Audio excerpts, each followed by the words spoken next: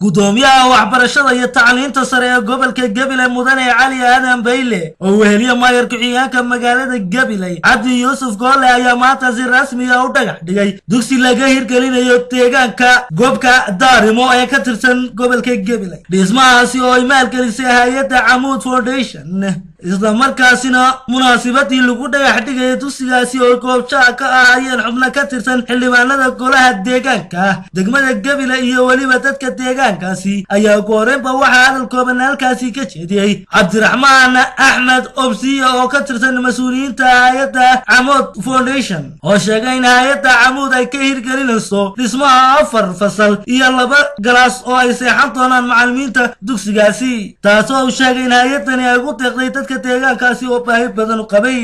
mantiqada la yiraahdo goobka Daarimo iskuulkaas oo ugu talagalnay in dadka community-ga ee mantiqadan degan ee iman